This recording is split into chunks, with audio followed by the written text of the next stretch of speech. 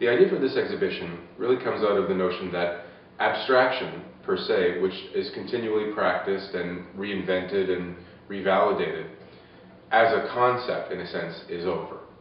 So that there is still, quote, abstract painting, painting that is non-objective, that does not include an imagistic content in any kind of traditional or easy to recognize way, but that the formulations and vocabulary used to describe the non-objective content at the same time are now tired, they are exhausted, they need to be replaced. The notions of illustration and decoration, for example, the ideas of abstraction versus figuration, these are ideas that are really only of a certain time, in a sense. They do not represent actual absolute data or any sort of unchangeable pattern of ideas.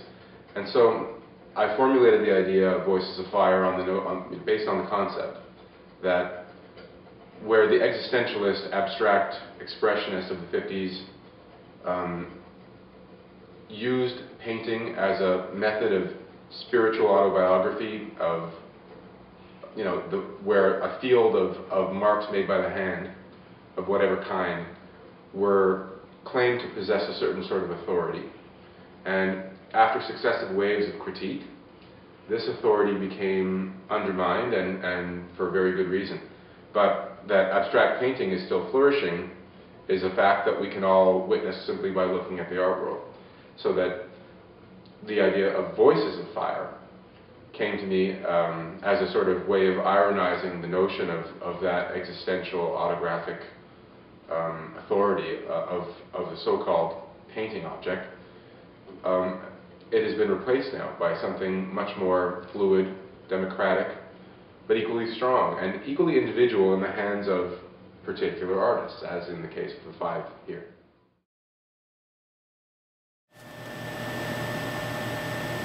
Hi, I'm Ashley Bartlett. I'm an artist and I'm an abstract painter.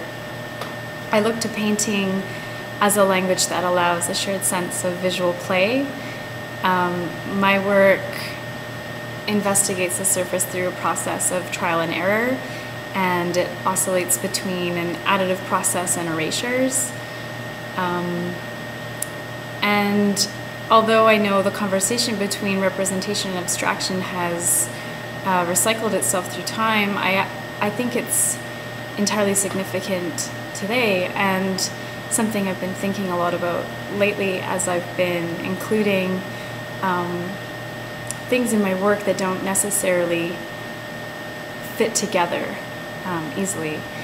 So I think having an inclusion of images and fragmenting objects that I collect around the studio and pulling at synthetic colors that come from various sources, including cartoons or historical paintings, has been a way for me to think about the hybridity of the language of painting.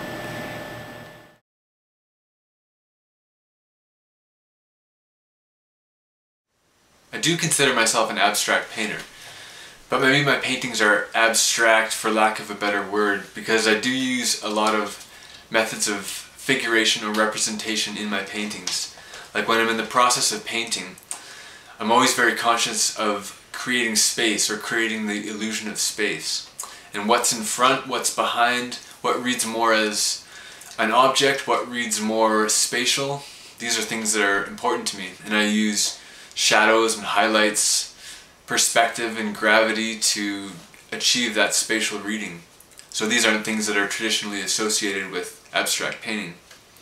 On the other hand, it is very important to me that there are no concrete reference to the real world in my painting, and I'm not interested in painting something so specific as a shoe, for instance, or a specific place like on the street, or a specific person that the viewer may or may not recognize. However, if the shapes and gestures and colors that I use on the canvas somehow suggest these things to a viewer, that I'm okay with, even if they weren't intended. So I do consider myself an abstract painter, but I don't think twice about using strategies of representation in my painting.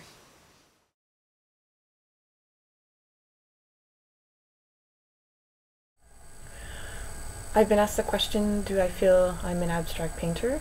And my response is that yes, I think for the most part I am. Most of the work I've been producing recently is in some kind of conversation with the history of abstract painting. But there's an element of representation to the current work that I've been making that might be worth some explaining. I work with acrylic paint mixed with a bit of gel medium, and the paint is put down on a peripheral surface, usually on plastic, beforehand, before it actually ever touches the surface of the painting. And I put this paint down in brush strokes, and after they dry, these brush strokes can be lifted off because of the gel medium quite easily from the plastic, and at that point what I have is a brushstroke that's a physical object that can actually be held in my hands. And I use these brushstrokes to build up abstract compositions, and they're actually collaged or glued down to the surface rather than applied with a brush in a traditional sense. And so I think of these brushstrokes as having gone through this process. They're secondhand, and because of this, they become more representations of themselves, or representations of a brushstroke, rather than a first-hand brushstroke in the traditional sense. So this is the representational element that I identify, that I feel.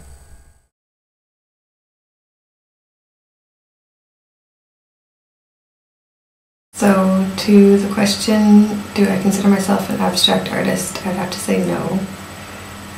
Mostly because I think the term is so wide and can be applied to so many things that it sort of loses its meaning.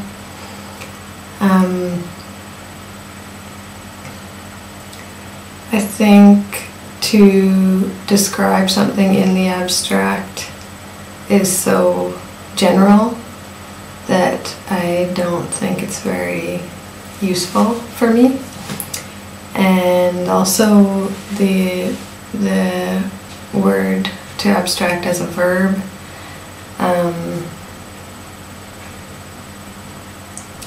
is a process that I don't think I'm interested in participating in, because I don't think that I'm interested in removing something, which to abstract seems like it seems like to me like a process of removing from the real, or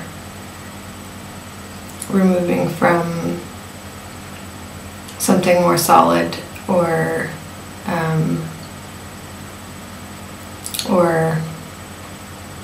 material and everyday. And I think that I'm very interested in the material and the everyday. So, no, I don't think that I am an abstract artist, and not that interested in abstraction.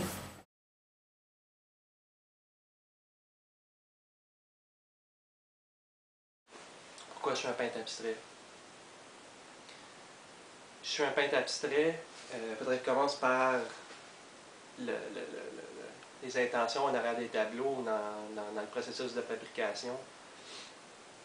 Je pense que je suis un formaliste, donc la couleur, la forme, la composition, tout ce qui est assemblage esthétique prédomine sur tout. Il n'y a pas vraiment de sujet, il n'y a pas vraiment de concept. Même si les tableaux maintenant sont un peu hard edge, ça reste qu'il y a un niveau, au niveau instinctif, les tableaux sont créés un peu au jour le jour. Les tableaux, je les sens plus que ce que je les conçois. Les tableaux sont construits pour être une expérience sensorielle, une entité physique, une présence dans une pièce, plus qu'un récit, qu'il n'y a aucun côté littéral dans mon travail.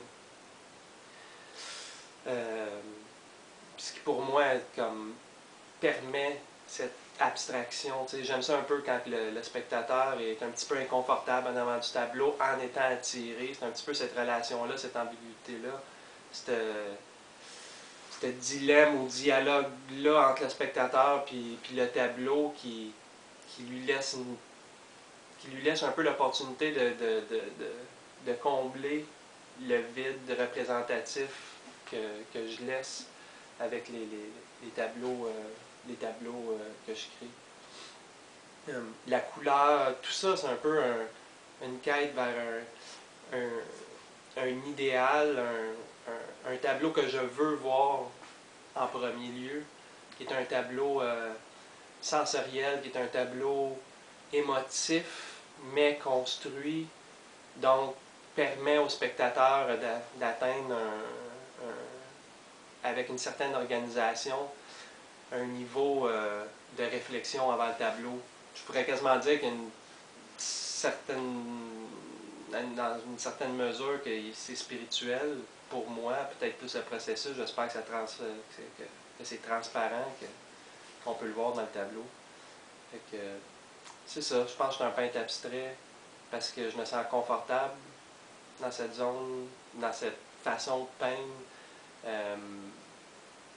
ne veux pas prétendre avoir des réponses pour des choses. Je veux fabriquer des objets, je veux fabriquer un espace.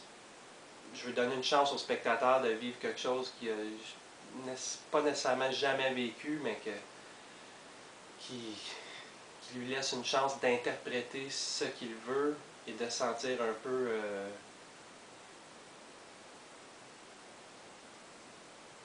blanc.